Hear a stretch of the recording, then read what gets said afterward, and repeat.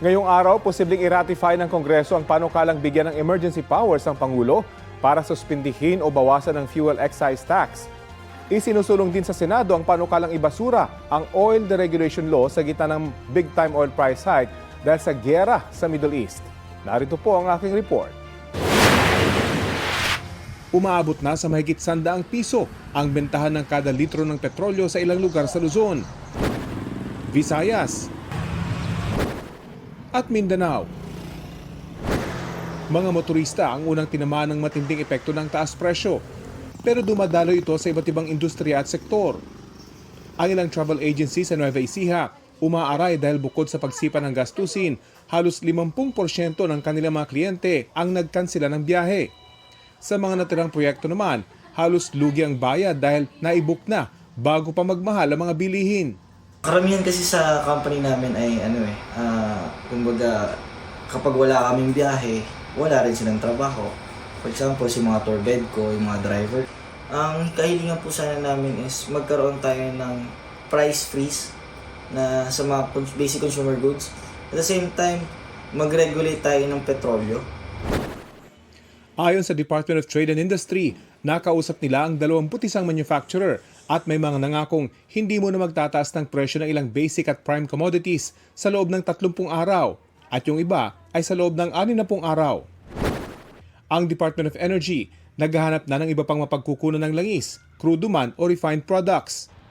Ngayong linggo, nakalinyang pagpupulong sa ibang bansa kabilang ang Amerika, Canada, mga bansa sa South America, pati Brunei, China, Russia, India at Malaysia. Yun lang nga, mas malayo sila, tsaka mas matagal ang delivery.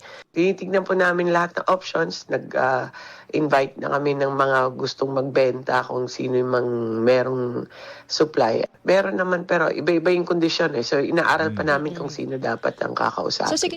Sa Senate plenary, may maikling debate kaugnay sa panukalang pagbibigay ng emergency powers kay Pangulong Bongbong Marcos para suspindihin o bawasan ang excise tax.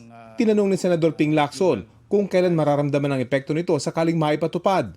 Ayon sa sponsor ng panukala na si Senadora Pia Cayetano, base sa kakailanganing monitoring, aabutin ng 30 hanggang 45 araw bago ito maramdaman sa pump price, oras na ito ay ipag-utos ng Pangulo.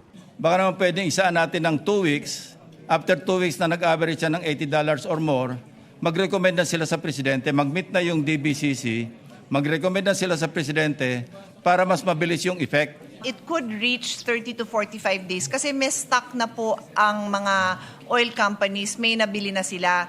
But as the days go on, mamomonitor naman natin yon kung paubos na yung stock nila ganun and they're now buying without the excise tax then may chance naman na mas sooner mararamdaman. Sa botong 17-0, inaprubahan ito sa ikatlo at huling pagbasa. We can ask the House for a paper bycam. We can ask the House to adopt the Senate version. Or if they will ask us to adopt their version, depende. Tingnan natin sa period of interpellations natin. And then thereafter, we can ratify it. Naghain na rin daw sa Senate President Tito Soto ng panukalang batas para ibasura ang oil deregulation law at ibalik sa pamahalaan ang kapangyarihang i-regulate ang presyo ng langis sa bansa. Sa ngayon, hindi natin alam magkano ba bili nila.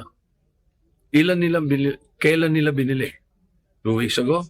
1 month ago? Hindi natin alam Pero kung wala yan, balik sa dati, may pakialam ang gobyerno.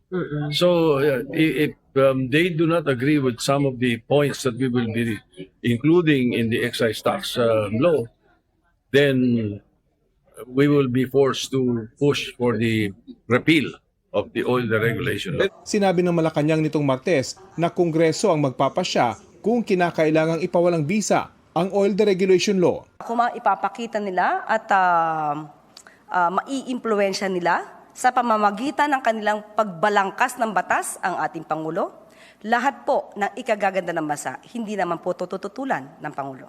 Rafi Tima nagbabalita para sa GMA Integrated News.